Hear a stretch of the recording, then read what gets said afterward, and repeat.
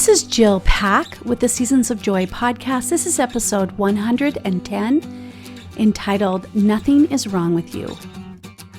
Are you a woman of faith who is struggling to navigate your current season of life? Do you feel like life is just happening to you instead of for you? My name is Jill Pack, and I'm a certified faith-based life coach and a member of the Church of Jesus Christ of Latter-day Saints.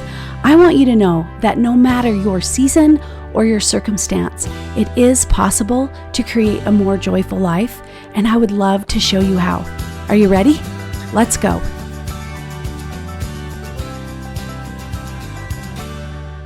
Hello, my friends. Welcome to the podcast. I want you to know that I am so grateful for you. If you're listening to this podcast, thank you so much for being here. I really do appreciate it. I'm looking forward to sharing with you some of my thoughts that I've had this last week. But before I get started, I wanted to remind you that if you are struggling with the unique challenges that come with being in the mid-season of life, I would love to be your coach. Whether it is the relationship you have with yourself, with your spouse, with your adult children, your coworker, or with your best friend, I want to invite you to schedule a free 55-minute clarity conversation with me to learn more about how to create desired change in your life and in your relationships. Just visit my website, www.seasons-coaching.com, and click on the Work With Me tab at the top of the page. You can also find the link in the show notes as well. We can chat, and I can tell you about the different ways that we can work together. Now on to this week's episode. This week's podcast episode is a little slow getting out, but I've had a lot of thoughts on my mind, and I've been trying to organize them and sift through them and make them coherent. But I knew my message and what I wanted to share today. I just wanted to articulate it in a way that might help people as they're listening to this. I had an interesting experience. Last week I went on a retreat with women that I had never met before in person. Some of them I knew, but not very well. And I went for personal reasons. I didn't go I did do a presentation, but for the most part, I went for myself. I really wanted to go there and just be present in a way that I could take what was shared and what I was learning and apply it to my own life and my own relationships. And I came to love these women. They were amazing, and we all were struggling with a lot of the same things. And yeah, it's interesting. Coaches need coaches too, because we're all human beings. We're all navigating this earthly experience the best we can. And sometimes we just need someone to talk to and bounce ideas off of and self-reflect even in experiences like this. So I was able to do that. And I came home, and interestingly enough, I've kind of been in a funk, which is kind of odd for me because it was so good. It was such a good experience. But then you come back to real life and you settle in, and I don't know, I just started thinking and pondering, and I started thinking about these beautiful women that I interacted with, and I started thinking about all the many clients that I've worked with. And what I've come to believe for them and for myself is many women are struggling with the relationship that they have with themselves.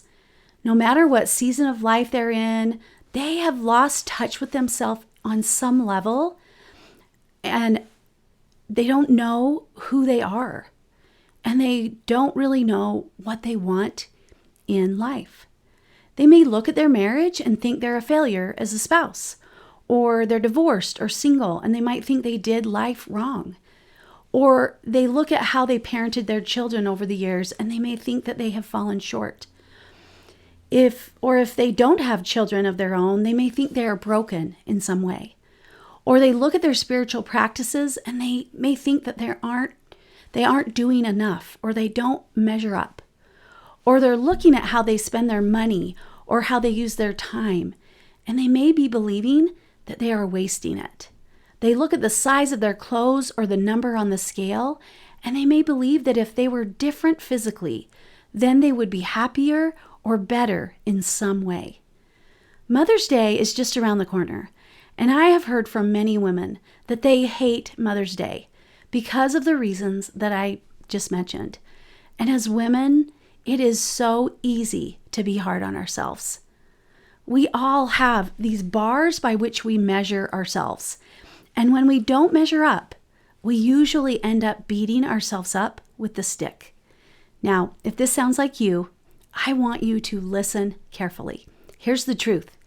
There is nothing wrong with you. You are not a problem to be fixed. You are not flawed or broken. You are a spiritual being having a human experience. Life is messy and it's hard. The purpose of this life isn't perfection. If we believe it is, we will always be disappointed and disconnected from ourselves and others. This life is about learning and growing into the person you were divinely created to be. We may not be perfect, but we are perfectly loved. So this is the question I have for you today.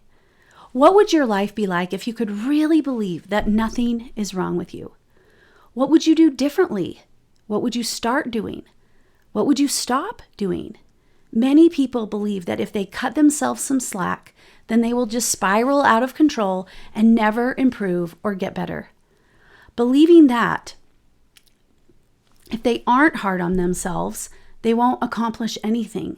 Believing that the only point of goals is to push ourselves to reach them and to earn our worth.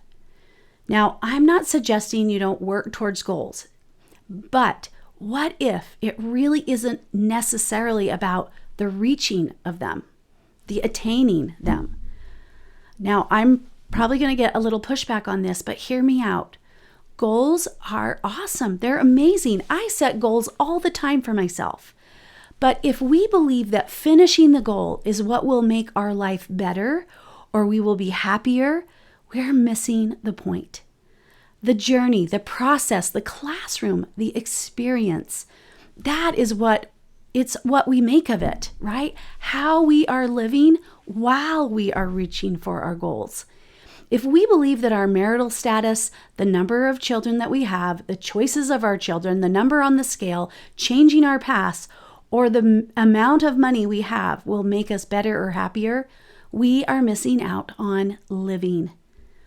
We are looking outside of ourselves when we do that for proof of whether or not we're doing life right or if we measure up. As long as we do that, we will never find it. It can't be found there. As I have worked on strengthening the relationship that I have with myself, I have practiced remembering that I am a divine daughter of heavenly parents who love me. And because of that fact, I have value and worth. I don't have to do anything to earn it. And guess what? Neither do you. Understanding and remembering this truth allows us to work on the person we want to be not from a place of shame, but from a place of dignity. I believe that for many women, it is so hard for them to love themselves. It feels scary to love ourselves where we are and as we are, because we're afraid that we would be giving up on improving and growth. We would be settling. But I am here to tell you that the opposite is true. Belittling ourselves or beating up ourselves because we haven't achieved this or accomplished that will never help us get there. All this does is push us down smaller and smaller, and it keeps us from sharing our light with the world. It keeps us from connecting and enjoying our relationships. Once I started loving and valuing myself, I actually showed up differently in my relationships in my life. I can be myself. I'm less likely to compare myself or judge others. It can be viewed as selfish to focus on ourselves. But that's not the kind I'm talking about. What I have found is that by building my relationship with myself helps me to get out of the way of myself. When I'm so focused on everything that's wrong with me or how I could be better, I do become the focus, and it's harder for me to see the good or serve other people. I recently recorded a podcast about our context filters, or the lens through which we see life. This includes the way we view ourselves. Many of us have viewed ourselves in a certain way for so long, it's hard to even imagine anything different. Those negative thoughts and opinions have become patterned and they just seem true. However, I am here to give you permission, if you're looking for it, right, to believe in yourself. Again, what would your life be like if you could really believe that there's nothing wrong with you? So I want to invite you at this time of year. It's May. Mother's Day is in a couple of days. Some of you may be mothers, some of you may not, but we all had a mother, right? We understand the importance of women in our life. And what if you could really hold on to that truth that nothing is wrong with you, and you could start looking for just one thing that you could celebrate about yourself this weekend? That's my challenge to you. Find one thing and celebrate you. And here is to you, my friend. You've got this. You're amazing. And have a beautiful weekend. Thank you for tuning in to the Seasons of Joy podcast. I hope you enjoyed today's episode. And if you liked what you heard, don't forget to subscribe, leave a review, and share with your friends and family. If you want to learn more about me or how to work with me, just visit my website, www.seasons-coaching.com, and have a joyful week.